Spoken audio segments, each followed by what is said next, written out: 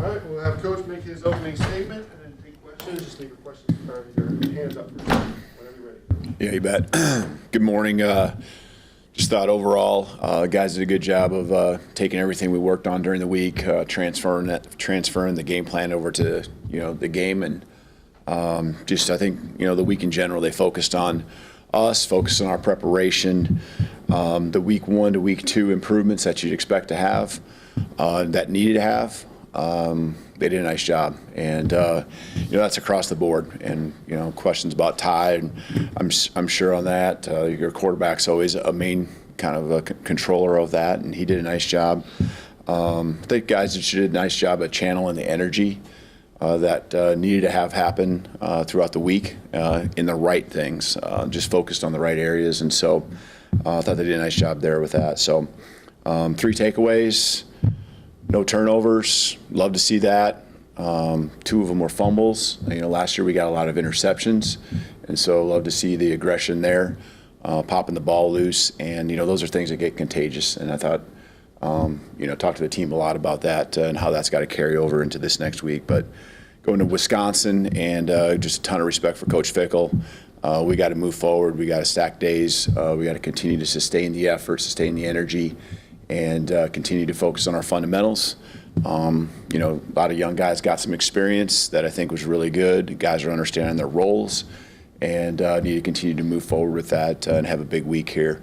Play again, Bryant-Denny Stadium. It was good to be at home. Guys really could feel the juice and the energy from the fans.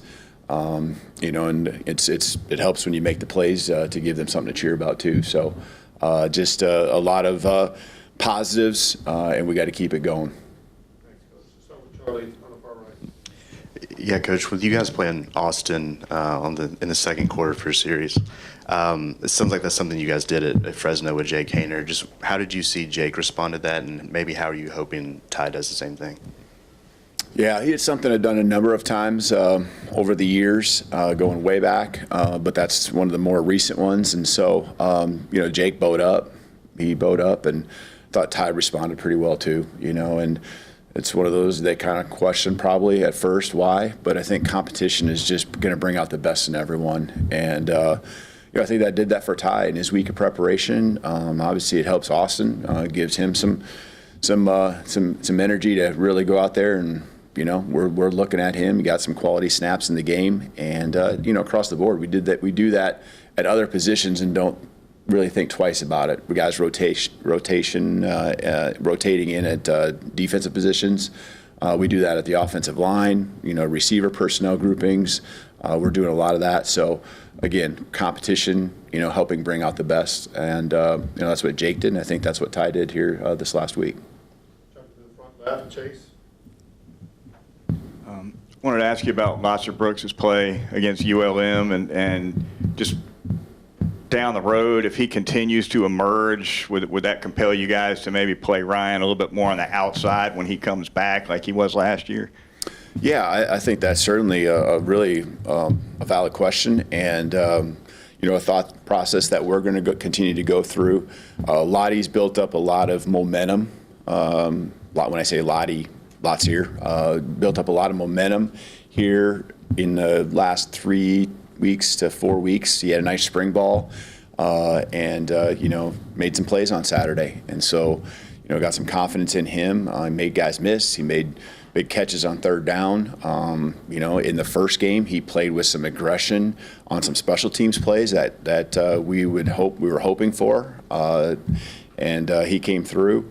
As far as how it affects everything, it adds him to the mix, which then moves people around. Doesn't mean you have to play everyone, in the same spot the whole game. I think Jern can play inside and outside. I think Ryan can play inside and outside. And so, we just got to always continue to be evaluating that throughout the season, and different dynamics will change too that maybe are unknown right now, fortunate or unfortunate. So Ryan's got that versatility. He's taken a number of snaps inside, but we know what he can do outside too, and so he made a lot of nice plays, as we all know, on the outside. So I thought Isaiah, Germ, I thought they did some nice things too. Rico did his thing both inside and outside. So we got a lot of versatility with the guys. We just got to continue to hone in on how it all fits together. Katie. second row on the left. You had said last week that JM could possibly play against Wisconsin. Just how is he progressing along, and also Ryan Williams and Jamarian Latham? Yeah, we got a number of guys that are day to day, and he would certainly be one of them. We're optimistic that there could be a chance. I really don't think we'll know until we get in later in the week. You saw him in pregame. He was out there doing some things aggressively, trying to continue to push forward. You can see that with Jam. He's chomping at the bit. And we just got to make sure we're making a smart decision. But that will be left up to our training staff and our doctors, and also how Jam feels. And so he's making a lot of progress. Staying on that side, we'll go to Emily Grace next. Coach, I know pregame can be a little bit of a blur, but there was a moment between you and Tim Keenan that was shown on the broadcast. Can you share what TK said to you pregame, if you can, as well as what he means to the team and the staff? When was that? It was pregame, and he came up to you, and y'all both seemed very locked in. Yeah. And I don't know if he was hyping you up, telling you that he's got your back or whatever it was, but it seemed to have a little bit of an impact. Yeah. Well, TK, I can say this. He really missed not being at the game in week 1, and he's a high-energy guy. And I know that I really challenged him with and told him we needed that for our team. And so it wouldn't surprise me that, we had that exchange, and him bringing that energy not just to our players but our coaching staff, including me. So, I really appreciate. He's a captain. He's poured into this program a lot.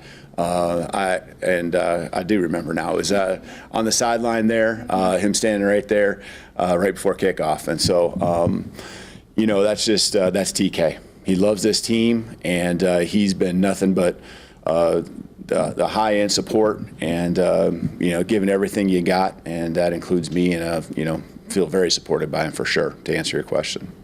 Let's keep it on the front row on the left. Colin. Hey, Kalen. I'm curious about whether it's you, whether it's your assistant coaches, how you guys approach, say, penalty prevention over the course in practices, and encouraging your guys to do that. And are you satisfied with kind of the, how your players, penalty totals over the past few games, and how do you guys handle that? Yeah, there's different. Each side of the ball has their own ways. The foolish ones are the ones you really address, and so the takes no talent ones, and there's consequences for every one of them. And as far as how it's gone into the games, we came back. I thought we had some aggressive penalties, some unfortunate situations, I thought, in the game, but it is what it is, and we can't live in the gray area, and that's what we've emphasized all year. The targeting, we got to lower our center of gravity. We got to do a better job and play through the ball carrier with a lower target. Can't launch ourselves, helmet first, and that's the rules of the game. We got to be better, and that's a fundamental thing we continue to stress. But I thought we made, again, good steps in the foolish penalty area, the mental mistakes and things like that. I thought we were, played aggressive, played through people. I'm thinking of Germs in particular, that got called back. And, just got to always keep learning. And our guys, believe me, they don't want to have penalties. And I think that their discipline and what they do off the field does carry over, and I think they do a good job. And it's just going to be a matter of time where they get comfortable out there, and we can continue to show that it matters to us. Jonathan, standing up back right. Hey, Coach, what have you seen from Wisconsin so far this year? What kind of challenges might they present? And how much do you look at that game last year where you guys fared pretty well? Yeah, we'll certainly look at that. I think there's a little more carryover with their defense just because of the same coordinator. And so, you're going to get a physical team, typical Wisconsin, a lot of pride in who they are and what their identity is. And that showed up in the first 2 games.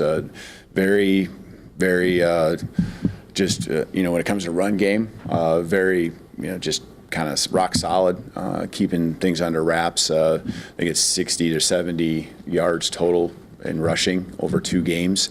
They do what they do, and they're going to do it with great technique in all ways. And, balanced offense, I think, with the run game really setting up the play action, the shots. You're going to try to get your free access throws, get the ball out to receivers when you have to load the box. And so, there's some great fundamental things that they do, and we got to match the physicality with great effort, do a good job of getting ball carriers down, getting them into situations. I think just the name of the game would always be to put teams in down at distances they don't want to be in, make them uncomfortable, and you can pin your ears back and get after the quarterback. Let's go to Joe, middle row, second.